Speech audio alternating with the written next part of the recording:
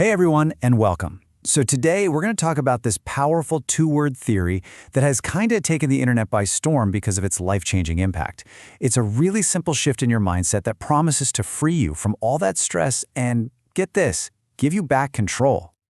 I mean, we've all been there, haven't we? That constant, draining feeling of trying to manage every single little detail, every person's reaction, every possible outcome. It's just exhausting, right? But what if the solution wasn't to try harder, but to simply let go? To really get this, you've got to hear the story from the person who came up with the theory, Mel Robbins. It perfectly captures that feeling of being stuck in what she calls the control trap, and it all kicks off with the beautiful chaos of a high school prom. So picture this. Mel's son, Oakley, decides he's going to prom at the absolute last minute. This, of course, starts a total panic. They're scrambling to find a tux, the exact sneakers he wants to wear, and even a date, all with just 48 hours to go. You can just feel the stress building, can't you?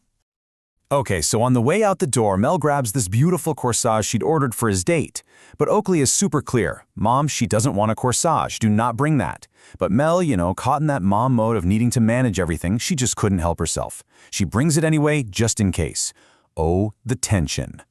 So they get to the pre-prom photo spot, and it just gets crazier. Oakley's date pulls out a boutonniere she'd brought for him while she's already wearing her own homemade corsage. And right as Mel is awkwardly trying to offer her store-bought one, the sky just opens up, a complete downpour. And that's when she hears it. None of the 20 kids, all dressed up, have any dinner reservations. So, what's the kids' grand plan?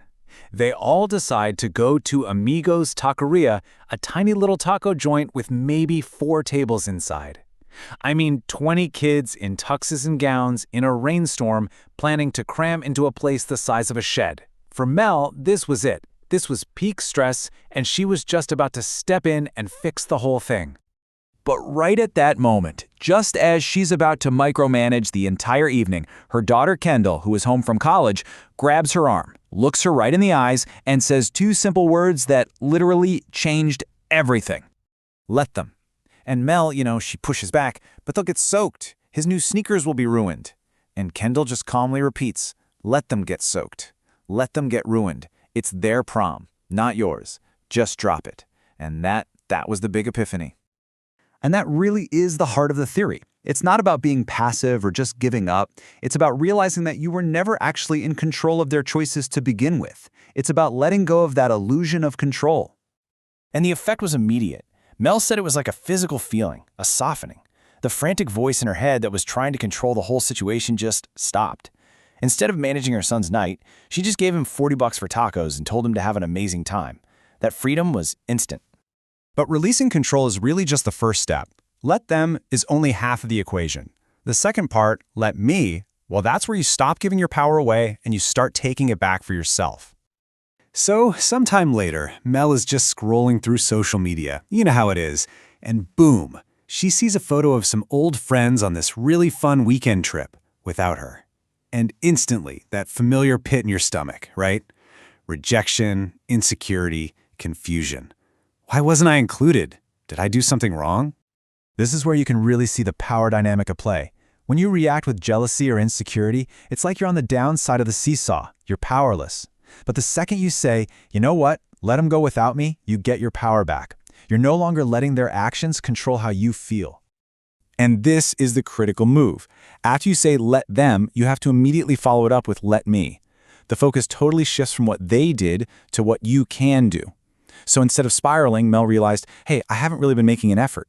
So let me be proactive. Let me invite people out. Let me create the social life that I actually want. Okay, so it works for those big, heavy emotional moments. But what about all the small, everyday things that just drive you crazy?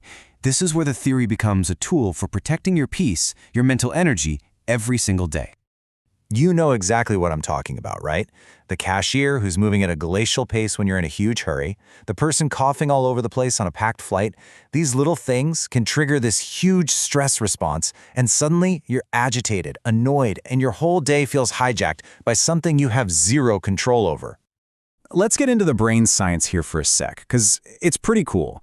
When you get stressed out, this really primitive part of your brain, your amygdala, you can think of it as your lizard brain. It totally takes over. It triggers that fight or flight response, and the part of your brain that handles rational thought, your prefrontal cortex, it basically goes offline. You're not thinking clearly, you're just reacting. And this is where the let them theory is basically a magic trick for your brain.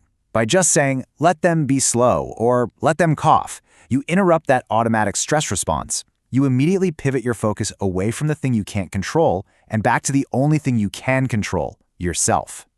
So when you combine both parts, let them and let me, you basically unlock this simple but honestly profound superpower for navigating a life. Think about it like this. Let them is your defense. It conserves your energy because it stops you from wasting it on things you absolutely cannot change. And let me is your offense. It lets you take all that saved energy and focus it on what you can change, your own goals, your own actions, your own happiness.